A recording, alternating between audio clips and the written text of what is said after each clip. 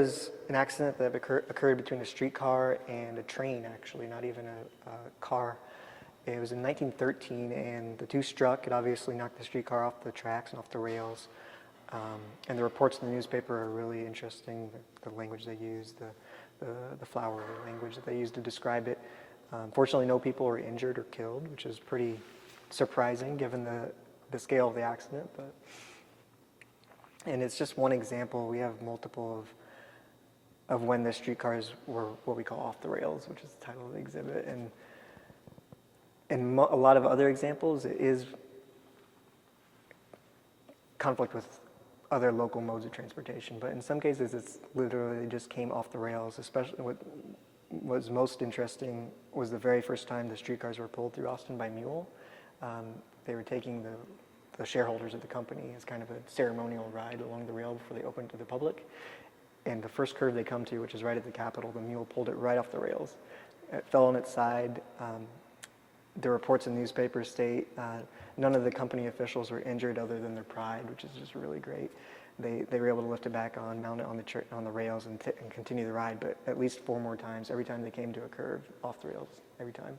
So they had to close it to the public and invest a little bit more money on improving the curves before they could actually open it. Do you think there's some humor in there with the horses kind of watching by? I found it very humorous, especially given this is supposed to be this grand ceremonial ride. They're celebrating this new venture in the city, and no more prominent place could be chosen in Austin other than right at the base of the Capitol where it pulled it right off the tracks. And like you said, the mules are just standing there like, what did we do wrong type thing. Alrighty.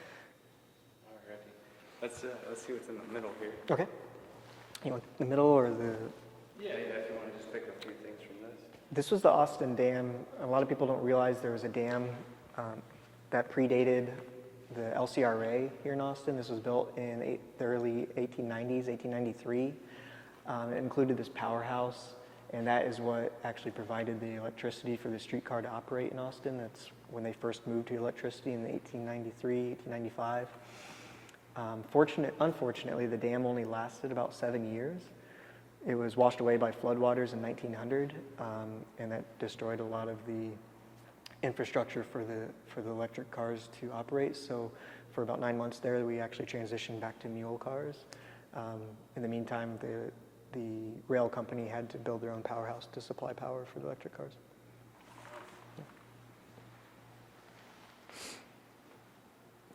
And this is what we call at a crossroads. Here we've chosen images to kind of demonstrate the transition that the company was having to motor bus. You can see more prominently automobiles along the roads as the streetcars are traveling, and you can even see motor buses starting to operate along the rails themselves in place of the streetcar. And what's really interesting, if you don't know, is the streetcar company, Boston Street Railway Company, which operated the streetcars, was the first kind of cap metro of Austin. They made the transition to motor bus and operated the motor buses here in Austin in place of the streetcars.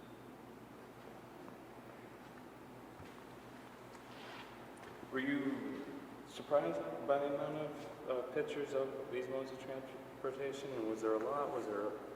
It seemed like wasn't as much as you thought? Or? No, it was more than enough, more than we could choose. And we actually have a monitor set up to display a rotating series of images that we just couldn't print for the exhibit, but are still powerful.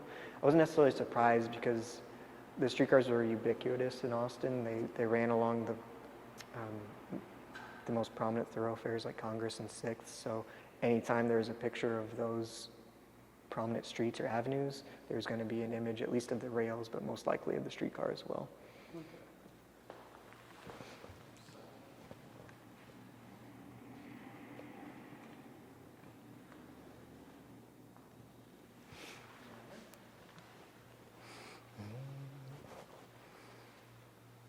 And then this was the end of the streetcar. This is when they were celebrating the last ride. They kind of had a ceremonial ride. They set up a stage at the intersection of Congress and 6th. A lot of prominent individuals, the mayor and other citizens took the stage and remarked upon the influence the streetcar had here in Austin before they all got in the streetcars themselves and took a ride along the route. When the route finished its circle, they actually then transitioned to the motor bus, took a ride along the same route on the motor bus to kind of celebrate the handing of the torch, as you said earlier, between the streetcar and the motor bus. And then almost immediately after that, they began taking up rail. It was a campaign for the war effort, actually, in the 1940s, to pull up all the metal and donate it to the war effort. So that might be why some people just maybe don't know or haven't known the same thing. You don't really see, like some people will see what they think are tracks of rails in Austin from the streetcar, but those are actually from the train that ran through Austin. There's no rail left in Austin from the streetcars. It was all taken.